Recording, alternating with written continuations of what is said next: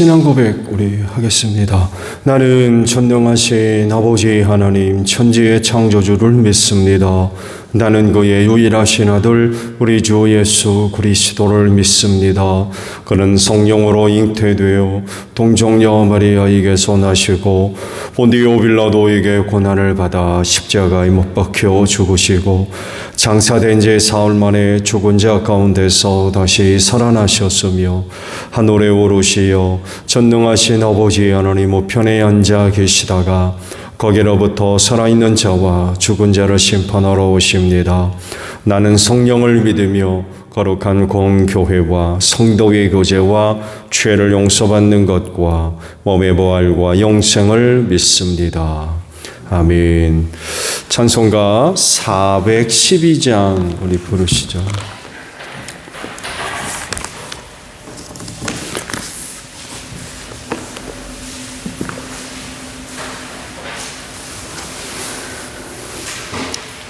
찬송가 412장이에요.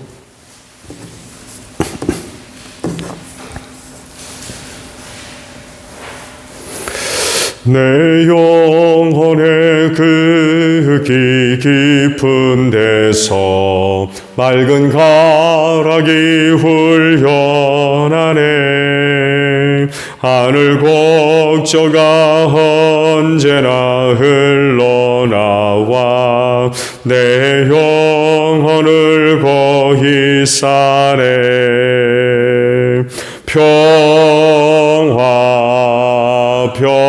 평화로다 하늘 위에서 내려오네. 그 사랑의 물결이 영원토록 내 영혼을 덮으소서.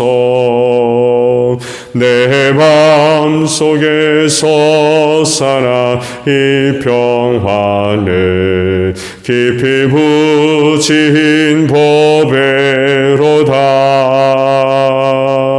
나의 보화를 캔내어 가져갈 자 그 아무도 없으리라.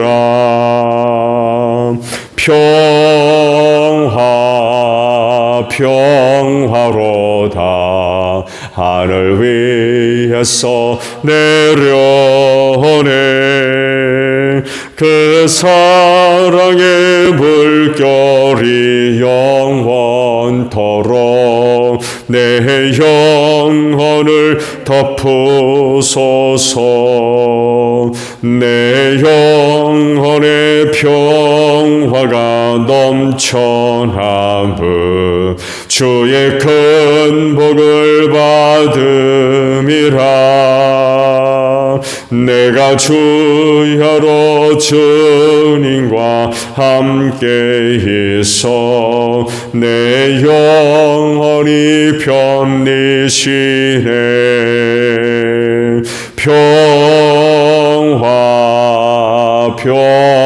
평화로다 하늘 위에서 내려오네. 그 사랑의 물결이 영원토록 내 영혼을 덮으소서. 이 땅 위에 험한 길 가는 동안 참된 평화가 어디 있나. 우리 모두 다 예수를 친구 삼아 참 평화를 누리겠네.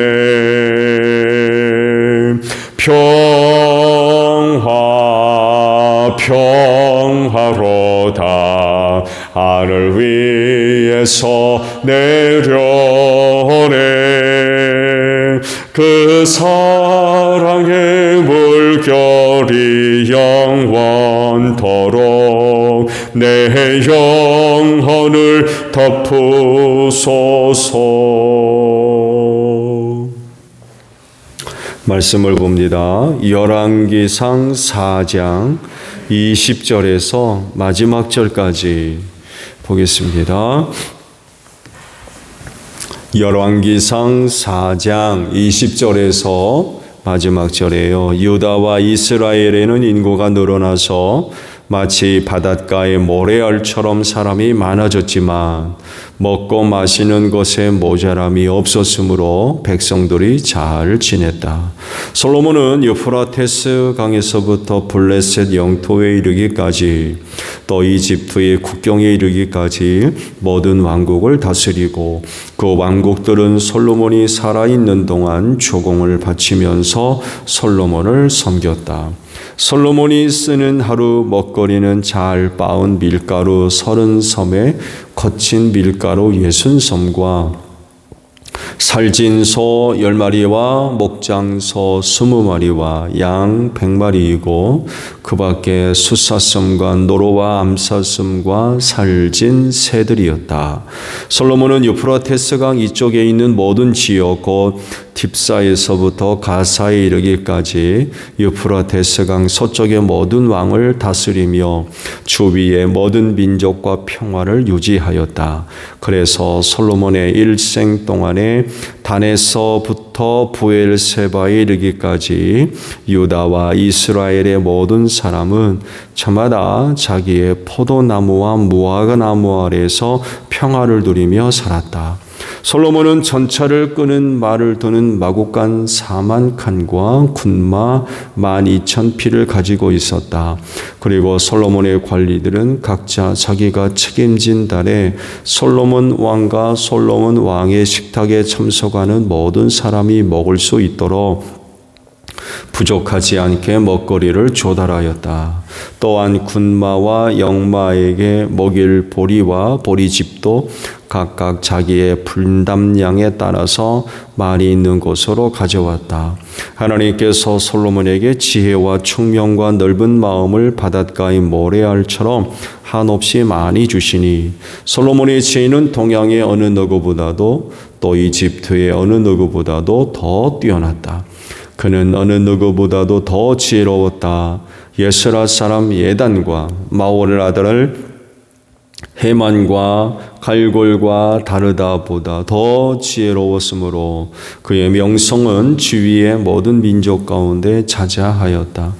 그는 3,000가지의 잠언을 말하였고 1,005편의 노래를 지었고 레바논에 있는 백향목으로부터 벽에 붙어 사는 우슬초에 이르기까지 모든 초목을 놓고 논할 수 있었고 짐승과 새와 기어 다니는 것과 물고기를 두고서도 가릴 것 없이 논할 수 있었다. 그래서 그의 지혜에 관한 소문을 들은 모든 백성과 지상의 모든 왕은 솔로몬의 지혜를 들어서 배우려고 몰려왔다. 아멘. 오늘 아침에는요 24절 하반절에 있는 말씀을 함께 나누려고 그래요. 주위의 모든 민족과 평화를 유지하였다라는 말씀입니다. 전체적인 말씀의 내용은 솔로몬 시대에 누린 부귀영화에 관한 내용들이죠. 넓은 영토에 관한 기록을 먼저 하시죠. 그리고 내적으로나 외적으로 평화를 누리고 또 개인적으로는 탁월한 지혜를 가진 사람이었다라고 성경이 기록을 하십니다. 그런데요, 놀라운 것 한 가지는 그 시대에 전쟁이 없었다는 거예요. 그렇죠? 전쟁에 관한 기록이 없어요. 영토를 넓히기 위해서 아니면 나라를 지키기 위해서 전쟁이 있었더라라는 말씀이 없습니다.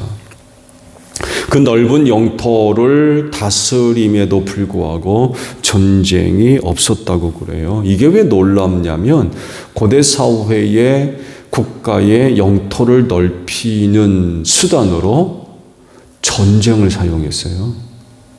전쟁을 통해서 영토를 넓혔습니다. 이것만이 아니죠. 그 전쟁을 통해서 그 노량물을 통하여서 국가적인 어떤 여러 가지 부분들을 충당하는 그런 수단으로도 사용됐어요. 그러니까 전쟁을 통해서 남의 영토를 침범하고 어둠으로 인하여서 수탈을 하는 거죠. 빼앗는 겁니다. 그런 것들을 통해서 부를 축적하는 그런 그 수단으로도 전쟁을 이용을 했습니다. 근데 솔로몬 시대에는 그런 전쟁이 없었다라고 기록을 합니다. 전쟁과 대결과 긴장 이런 것 대신에 평화를 언급을 하세요. 주변 나라들과 평화롭게 지냈다라고 기록을 하고 백성들도 평화롭게 지냈다라고 말씀을 하죠. 한 나라의 번영은 여러 가지 이제 요인들이 복합적으로 이제 조화를 이루어서 이루어지는 것이라고 할 때에 빼놓을 수 없는 것 중에 하나가 바로 이 평화입니다. 로마 시대를 이렇게 표현하잖아요. 로마의 평화 시대. 팍스 로마나라고 이렇게 표현도 하는데 오랜 기간 동안 전쟁 없이 평화스럽게 이때 로마가 전성기를 맞이했습니다. 그 넓은 영토를 갖고 있으면서 전쟁 없이 지냈던 시기. 로마 시대의 아주 전성기였습니다. 이 평화를 누린다라고 하는 건 국가적인 그런 그 영화를 얻는 데 있어서 굉장히 중요한 요소라는 거죠. 반대로 얘기하면 평화를 누리지 못하고 늘 주변과 전쟁을 벌인다고 하면 그 나라가 굳건히 서는데 많은 지장을 초래하겠죠. 왜냐하면 그 전쟁을 치르기 위해서 지출되는 그런 그 경비가 만만치 않거든요. 또 백성들이 싸움터에 나가야 되고 그러면 그 일터에 이 일을 누가 합니까? 또 전쟁에서 승리하면 다행이겠는데 패하게 되면 이거 심각해지거든요. 많은 사람이 또 피를 흘려야 되고 이루 말할 수 없는 손해가 나거든요. 한 나라에서 오랫동안 전쟁이 없다라고 하는 건 이거 굉장히 중요한 그런 그 모습입니다. 이 솔로몬 시대에 바로 그랬다는 거예요. 주변 나라들과 그 넓은 영토를 다스리면서도 전쟁이 없었다라는 거죠. 평화를 유지했다는 것입니다. 이 평화가 솔로몬 시대의 그 이스라엘의 부귀영화를 누리는 아주 중요한 요소 중에 하나였던 것입니다. 평화하십니까? 어떠세요? 여러분, 하나님의 나라의 특징 중에 하나가 바로 이 평화라는 거 아시죠? 성경은 하나님의 나라를 소개할 때에 이렇게 표현을 하셨어요. 하나님의 나라는 먹고 마시는 데 있는 게 아니라 의와 평화와 기쁨이다 라고 하나님의 나라를 소개를 하셨습니다. 이 말씀과 같이 하나님의 나라의 특징 중에 하나가 바로 이 평화입니다. 주님도 이 평화에 관한 말씀을 주셨죠. 나는 평화를 너희에게 준다. 그러면 받아야 되겠죠? 내가 너희에게 평화를 준다고 그러셨어요. 그러면 예수를 믿는 사람들은 예수님이 주시는 평화를 받아야 됩니다. 그래서 제가 여러분에게 물었습니다. 평화로우냐고. 여러분 평화하세요?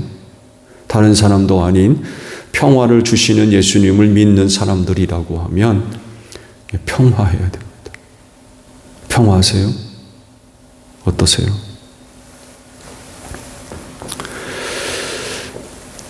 내가 너희에게 주는 평화는 세상이 주는 평화와 다르다. 분명히 말씀을 하셨어요. 그러시면서 마음에 근심하지 말고 두려워하지 말아라 라고 하셨어요. 그렇진데 주님 주신 평화로 인하여 두려워하지 않고 근심하지 않는 여러분들 되시기를 바랍니다. 오늘 아침 특별히 평화를 누리세요. 평화 얻고 돌아가십시오. 주신 평화 회복하고 돌아가세요. 두려워하지 말고 근심하지 말래요.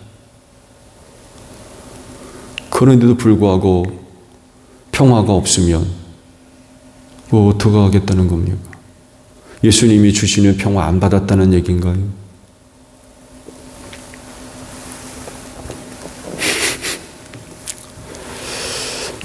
주님이 이 평화를 말씀하실 때에 세상이 주는 것과 내가 주는 게 다르다고 그랬어요. 뭐가 다를까요? 사실 세상에서는 평화를 얻기 힘들어요. 그리고 평화를 얻는다 할지라도 참되지 않습니다. 참된 평화가 아니라는 거예요. 그럴 수밖에 없는 건 세상이 주는 평화는 일단 오래가지 않습니다. 그때만입니다. 그때. 그러나 예수님이 주시는 평화는 참되며 영원한 줄로 믿습니다. 왜냐하면 우리를 구원하실 분이요, 우리를 구원하실 것이고 이 구원을 위해서 베풀어 주시는 은혜가 크기 때문에 그렇습니다. 그러니까 하시는 말씀이 근심하지 말고 두려워하지 말아라 라고 말씀하시는 거 아니에요? 또 여러분에게 묻죠. 주님 주시는 평화 있으세요? 평화하십니까? 솔로몬 시대의 그 평화를 말씀을 하시는데, 이 평화는 주변 국도, 주변 나라들과의 평화, 그리고 백성들은 의식주 문제로부터의 평화, 먹고 사는 문제로 걱정하지 않았다는 얘기예요. 각자의 포도나무와 무화과 나무 아래에서 평화를 누렸다고 그래요. 그러니까 적어도 이 표현은 의식주 문제로 인하여 갈등하고 걱정하는 일이 없었다는 얘기입니다.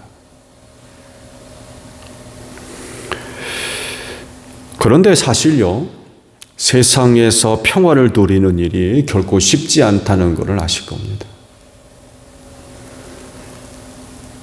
그렇죠? 우리가 생각만 조금만 달리해도 금방 걱정합니다. 근심하고 어떻게 하나 두렵고, 그게 세상살이 아닌가요? 갈등, 대립, 충돌, 궁핍함, 부족함에 대한 갈증들, 이 문제를 둘러싸고 대립하는 일들 얼마나 많이 있는지 몰라요. 그 이유 중에 가장 큰 부분을 차지하는 것이 바로 욕심인 것 같아요. 있는 줄로 만족히 여기지 않고 조금 더 가져보려고, 조금 더 가져보려고. 그러다 보니까 조금 더 가져본다는 게 결국 없는 곳에서 얻어내는 게 아니잖아요. 그렇잖아요? 우리가 뭔가를 좀 더 가져보려고 할 때에 그거 없는 곳에서 갖는 겁니까? 아니거든요. 있는 곳에서 갖는데 그 있는 게 누구 거예요? 내 게 아니라는 게 문제예요.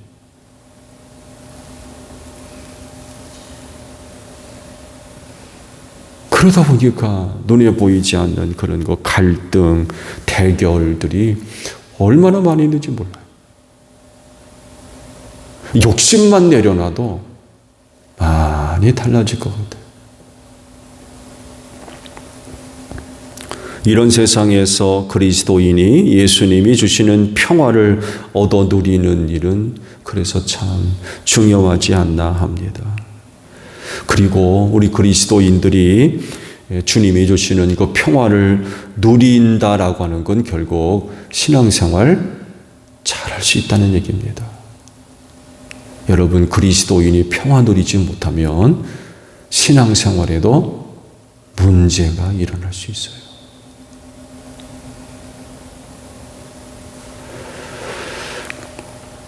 솔로몬 시대의 평화가 도래했지만 아시듯이 오래가지 못합니다. 그것도 일시적이었어요. 왜 그래요? 솔로몬 시대에 아주 이후에 혼란스러운 일들이 많이 일어나거든요. 평화 잠시뿐이었을 뿐입니다. 이런 것들을 볼 때 참된 평화는 세상에서 세상의 것으로 누리는 일은 불가능하다는 것을 알게 되지요. 오늘 말씀은 평화를 누렸다고는 하지만 좀 지나고 나면 달라집니다. 언제 평화를 누렸느냐 할 정도예요. 많은 갈등, 대립, 다툼 이런 일들이 벌어져요. 그러면 어떻게 평화를 누릴 거냐 라고 할 때에 그 해답은 누구한테 있어요? 주님이라는 겁니다. 주님 그러셨잖아요. 내가 너희에게 평화를 준다. 세상과 다른 평화를 주겠다. 그러니 근심하지 말고 두려워하지 말아라. 평화의 해답은 주님께 있어요. 예수님이 주시는 평화를 얻어야 되겠다라는 그런 그 사실입니다. 그렇진데 오늘 아침 주님이 주시는 평화를 구해보십시오. 혹이나 그 평화를 다른 어떤 것들 때문에 잊어버렸다고 한다면 오늘 아침에 그 평화를 한번 회복해 보시기 바랍니다. 그리고 내가 너희에게 평화를 주겠다라고 그러셨으니까 그 평화를 새롭게 얻어볼 수 있는 이 안날 아침이 되시기를 바랍니다. 그래서 오늘 하루도 평화를 누리는 여러분들이 되시기를 바랍니다. 주기도문 합니다. 하늘에 계신 우리 아버지 이름을 거룩하게 하시며 아버지의 나라가 오게 하시며 아버지의 뜻이 하늘에서와 같이 땅에서도 이루어지게 하소서. 오늘 우리에게 일용할 양식을 주시고 우리가 우리에게 잘못한 사람을 용서하여 준 것 같이 우리 죄를 용서하여 주시고 우리를 시험에 빠지지 않게 하시고 악에서 구하소서. 나라와 권능과 영광이 영원히 아버지의 것입니다. 아멘. 기도하겠습니다.